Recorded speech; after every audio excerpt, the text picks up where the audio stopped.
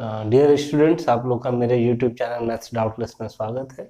तो आज हम लोग इस वीडियो में देखने वाले हैं Jharkhand board 2021 class 12 subject math का सेकेंड मॉडल टेस्ट का सेक्शन ए का क्वेश्चन नंबर 11 से लेकर 20 तक का सॉल्यूशन। ठीक है, इसमें सेक्शन ए में कुल 40 क्वेश्चन है, तो 1 से 10 तक का सॉल्यूशन का वीडियो मैंने अपलोड कर दिया है, आप लोग वहां से देख सकते हैं। अब इस वीडियो में हम लोग देखेंगे 11 से 20 तक का सॉल्यूशन। तो चलिए शुरू करते हैं क्वेश्चन नंबर 11 से। तो if y equal to x to the power x then dy by d x is equal to what, यानी कि आपको एक फंक्शन दिया है y equal to x to the power x और इसका डिफ्रेंसिएशन करना है। तो पहले पहचानिए कि ये फंक्शन पे पावर फंक्शन है, x खुद एक फंक्शन है और उसके पावर में भी x कोई एक फंक्शन है। तो जब भी ऐसा सवाल रहे कि एक फंक्शन और उसके पावर में भी एक अलग फंक्शन रहे, जैसे देखिए एग्जाम्पल के तौर पे जैसे कोस एक्स रहेगा और इसके ऊपर पावर एक्स रह सकता है, तो ये एक ट्रिगोनोमेट्रिक फंक्शन हुआ, ये एक अलजेब्रिक फंक्शन हो गया। तो फंक्शन पर पावर फंक्शन ऐसा सवाल आपको दिखे तो एक रूल है कि आपको लॉग लेकर के बनाना है, दोनों तरफ लॉग लेते हैं तभी बना पाते हैं हम लोग। ठीक है, तो चलिए शुरू करते हैं, समझते हैं कैसे बनाएंगे हम लोग सॉल्यूशन। तो हमें फंक्शन क्या दिया हुआ है, y equal to x to the power x। ठीक है, तो सबसे पहला काम हमें दोनों तरफ लॉग लेना है, तो लिख लेंगे हम लोग इस तरह से, taking log both sides, taking log both sides. तो इधर हो जाएगा क्या, log y और इधर हो जाएगा log x to the power x। ठीक है, अब एक फॉर्मूला होता है कि log m to the power n क्या होता है, n log m होता है। तो उसी फॉर्मूले से देखिए, आप इसको समझिए m और उसकी पावर n, तो n log m, n पहले आ जाएगा तो क्या हो जाएगा, तो हो जाएगा log y equal to x log x। हो गया, ये फंक्शन सिंपल हो गया, पावर खत्म हो गया। अब आपको डिफरेंशिएशन करना है, तो लिखेंगे डिफरेंशिएटिंग बोथ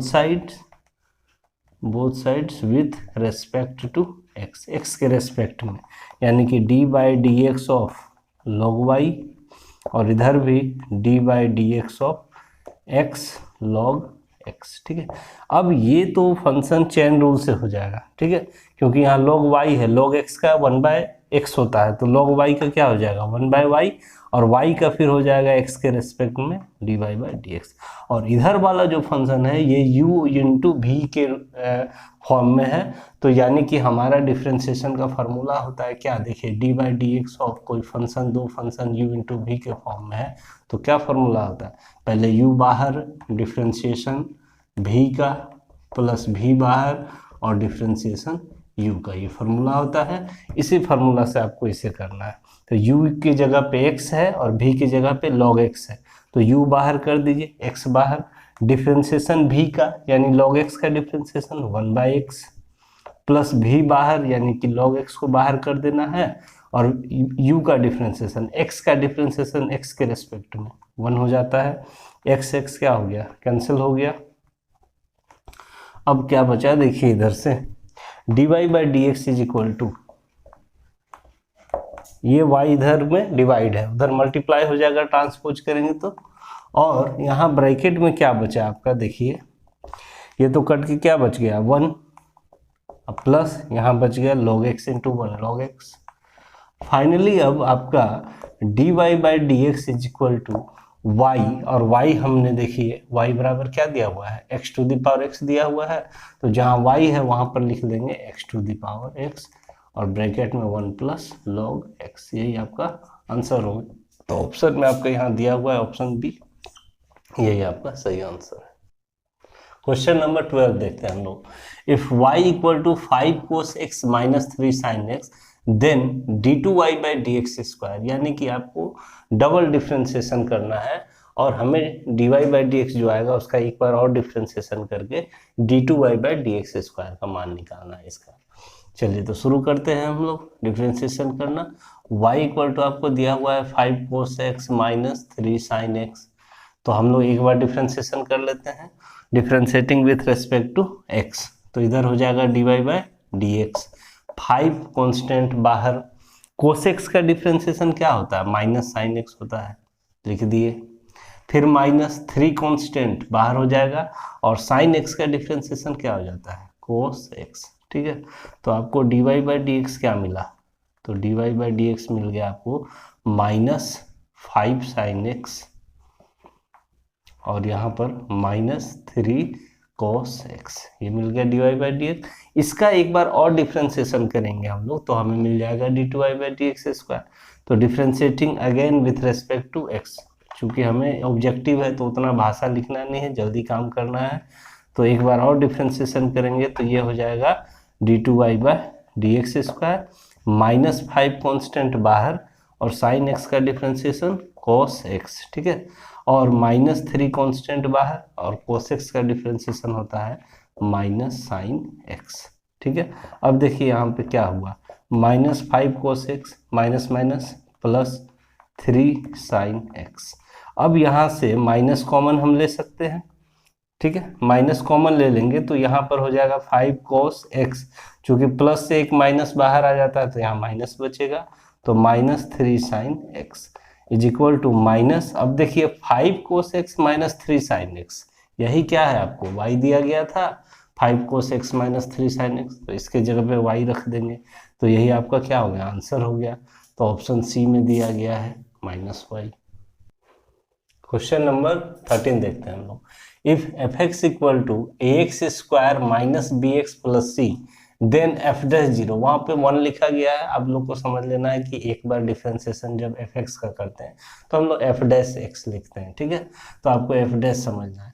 तो f डैश 0 आपको बताना है क्या, तो यानी कि सबसे पहले फंक्शन को डिफरेंशिएट करके f डैश x निकाल लेंगे और वहाँ पर x का वैल्यू 0 पुट कर देंगे तो हमारा f डैश 0 निकल जाएगा। तो चलिए देखते हैं हम लोग कैसे सॉल्व करेंगे। तो fx हमें क्या दिया हुआ है, fx दिया हुआ है ax square minus bx plus c, इसको एक बार डिफ्रेंशिएट कीजिए x के रेस्पेक्ट में, तो ये हो जाएगा f डैश x और इसका डिफ्रेंशिएशन देखिए, ये तो कांस्टेंट है बाहर और x स्क्वायर का 2x माइनस b कांस्टेंट बाहर, x का डिफ्रेंशिएशन 1 और c का क्या हो जाएगा 0 हो जाएगा। तो f डैश x बराबर आपको क्या मिल गया 2ax माइनस b। अब यहाँ पे 0 पुट कर देना है तो f डैश 0 निकल जाएगा जो सवाल में आपसे पूछा गया है।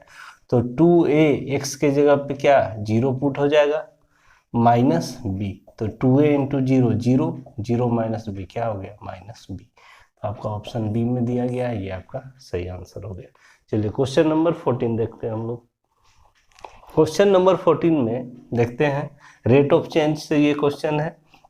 The rate of change of the area of a circle with respect to its radius r at r equal to 5 centimetre, यानी कि आपको सर्कल का एरिया पहले लिख लेना है और उसका एरिया का रेट ऑफ चेंज निकालना है। किसके रेस्पेक्ट में, तो रेडियस के रेस्पेक्ट में। तो देखिए सर्कल का एरिया क्या होता है पाई आर स्क्वायर होता है, सबको पता है, इस तरह से लिख लेंगे। अब ये एरिया है, इसका डिफरेंशिएशन आपको किसके रेस्पेक्ट में करना है, उसके रेडियस के रेस्पेक्ट में बोला है। तो यहाँ पर हम लोग आर के रेस्पेक्ट में डिफरेंशिएशन करेंगे, differentiating with respect to r. तो ये हो जाएगा d a by d r और यहाँ से देखिए पाई तो कांस्टेंट है बाहर हो जाएगा और आर स्क्वायर का डिफरेंशिएशन आर के रेस्पेक्ट में 2r हो जाएगा। तो आपको D a by d are क्या मिल गया, D a by d are बराबर हो गया 2 पाई आर। अब आपसे बोला है कि जब आर का मान 5 सेंटीमीटर हो तब बताना है। तो d a by d r at r equal to 5 put कर देना है 5 आपको आर के जगह पे। तो 2 पाई इंटू 5 कितना हो गया, तो 5 इंटू 2 10 पाई, ये आ गया हमारा। देखिए d a by d r at r equal to 5 centimetre, 10 pi आपको दिया है ऑप्शन ए में, तो यही आपका सही आंसर हो गया। हम लोग इंटीग्रल ऑफ कोसेक एक्स और ब्रैकेट में है cosec x plus cot x D x, यानी कि ये जो आपको फंक्शन दिया है इसका इंटीग्रेशन करना है और कौन सा आपका आंसर होगा दिया गया ऑप्शन में से चूज करना है। तो चलिए शुरू करते हैं सॉल्व करना। बहुत ही आसान सा क्वेश्चन है ये। देखिए यहाँ पे कोसेक एक्स है, ब्रैकेट में आपको 2 टर्म है, दोनों से मल्टीप्लाई करना होगा ब्रैकेट को सॉल्व करने के लिए। तो cosec x into cosec x क्या हो जाएगा, तो कोसेक स्क्वायर एक्स हो जाएगा और फिर plus cosec x into cot x, cosec x into cot x, और इस तरह से हम लोग इसे क्या कर लिए, सॉल्व कर लिए, ब्रैकेट को सॉल्व कर लिए। अब हम क्या कर सकते हैं, अगर दो टर्म हमारा अलग अलग है तो दोनों को सेपरेट सेपरेट इंटीग्रल का साइन लगा के सेपरेट कर सकते हैं। तो ये हो जाएगा cosec square x D x plus integral cosec x into cot x D x. अब देखिए फार्मूला में आ गया डायरेक्ट, कोसेक स्क्वायर एक्स का इंटीग्रेशन आप लोग को पता होगा क्या होता है, माइनस कोट एक्स होता है, और cosec x into cot x का इंटीग्रेशन क्या होता है, तो माइनस कोसेक एक्स होता है, और एक इंटीग्रल कांस्टेंट हम लोग सी लगाते हैं। यही हमारा आंसर हो गया, ऑप्शन डी में दिया गया है, तो ऑप्शन डी हमारा करेक्ट आंसर है। चलिए क्वेश्चन नंबर 16 देखते हैं। ये सब्स्टिट्यूशन मेथड से बनने वाला सवाल है, क्योंकि हमें यहाँ पे क्लियर दिख रहा है कि log x का ही डिफ्रेंसिएशन 1/x होता है, और फंक्शन में हमें 1/x दिख रहा है। तो हम यहाँ पर log x को सब्स्टिट्यूट कर देंगे, यानी पुट कर देंगे t, और तब हमारा जो इंटीग्रल चेंज हो जाएगा उसका इंटीग्रेशन करना आसान हो जाएगा। तो हम यहाँ पे क्या करेंगे, हम यहाँ पे पुट कर देते हैं, देखिए कैसे, put log x is equal to t, log x को t पुट कर दिए। अब जब डिफ्रेंशिएट करेंगे दोनों तरफ x के रेस्पेक्ट में, तो log x का डिफ्रेंशिएशन क्या हो जाएगा, 1/x, और इधर dt बाई dx, dx को इधर ले आएंगे तो इधर dx हो जाएगा, और इधर बच गया dt, यानी 1/x dx के जगह पे आप dt पुट कर सकते हैं, और log x के जगह पे t। तो हमारा ये टोटल वैल्यू अब क्या बन जाएगा, देखिए यहाँ पे 10 है तो 10 लिख दिए, log x के जगह पे हम लोग t रख देंगे, और यहाँ पे 1/x dx आपको दिख रहा है, ये 1/x ही है, x नीचे है तो इंटू dx, तो 1/dx x के जगह पे हम लोग क्या रखेंगे, dt। अब ये हो गया 10t dt, यानी कि 10x का इंटीग्रेशन जो होता है यहाँ t के फॉर्म में है, तो t के फॉर्म में हम लोग कर लेंगे। तो 10x का इंटीग्रेशन तो दो होता है, एक तो log mod sec x plus c होता है, और माइनस में होता है minus log mod cos x plus c।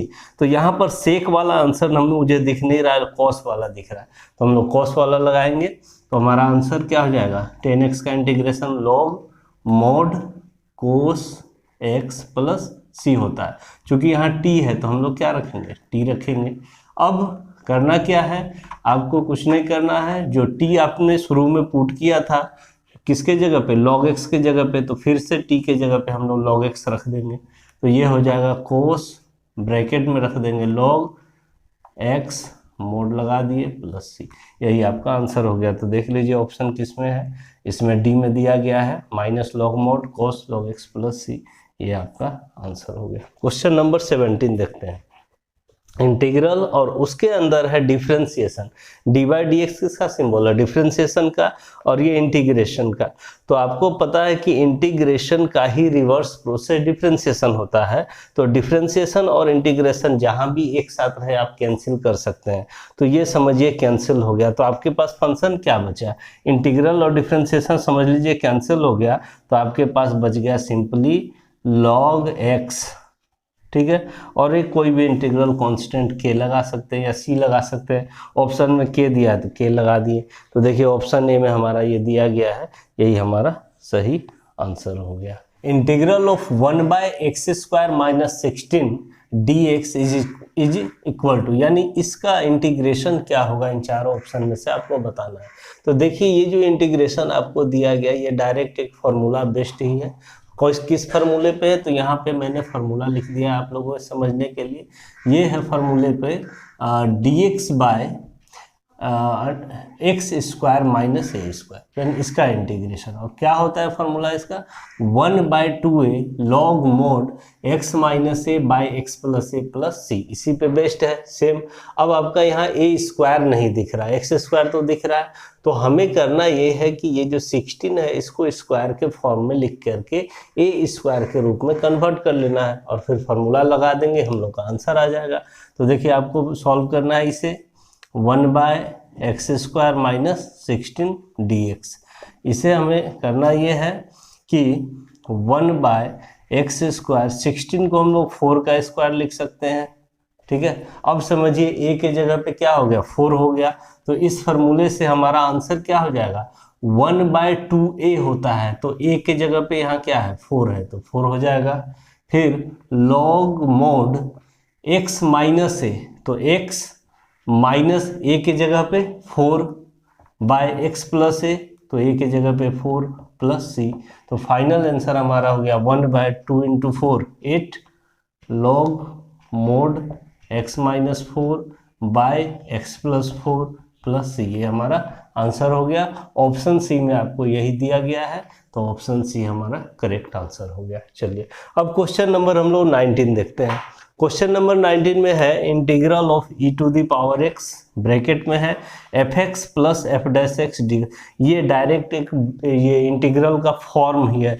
यहाँ पे आपको सवाल में ना कोई भी फंक्शन भी दिया रह सकता है, जैसे यहाँ sin x दिया रहता है तो sin x का डिफ्रेंसिएशन या cos x दे दिया जाता है, यानी कि यहाँ पर जो भी फंक्शन उसका डिफ्रेंसिएशन उसके बगल में रहता है।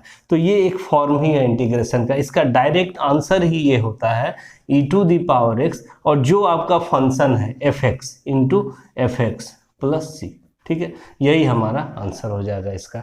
तो देखिए किस ऑप्शन में दिया गया है, ऑप्शन ए में ही ये दिया गया है e⁻x fx प्लस सी, तो ऑप्शन ए आपका करेक्ट आंसर हो गया। क्वेश्चन नंबर 20 देखते हैं। Integral of 0 to π/4 sec² x dx, यानी sec² x का इंटीग्रेशन करना है और चूंकि ये डिफिनिट इंटीग्रल है तो अपर लिमिट और लोअर लिमिट का हमें यूज करना है। तो देखिए sec² x का इंटीग्रेशन तो सबको पता है फॉर्मूला से क्या होता है 10x होता है, तो इसका इंटीग्रेशन 10x हो गया। अब हमें लिमिट लगा देना है, लोअर लिमिट 0 है, अपर लिमिट π/4 है। अब रूल ये होता है कि पहले अपर लिमिट रखेंगे हम लोग x के जगह पे, फिर माइनस दे करके लोअर लिमिट, तो ये हो जाएगा 10 π/4 माइनस 10 0, और 10 π/4 45 डिग्री का वैल्यू 1 होता है और 10 0 का वैल्यू 0 होता है, तो 1 - 0 क्या हो गया 1 हो गया। तो आपका ऑप्शन ए में दिया गया है 1, ये आपका करेक्ट आंसर हो गया। तो इस वीडियो में क्वेश्चन नंबर 11 से 20 तक का सॉल्यूशन। अब हम लोग इसके नेक्स्ट वीडियो में देखेंगे सेक्शन ए का 21 से लेकर के 30 नंबर तक के क्वेश्चन का सॉल्यूशन।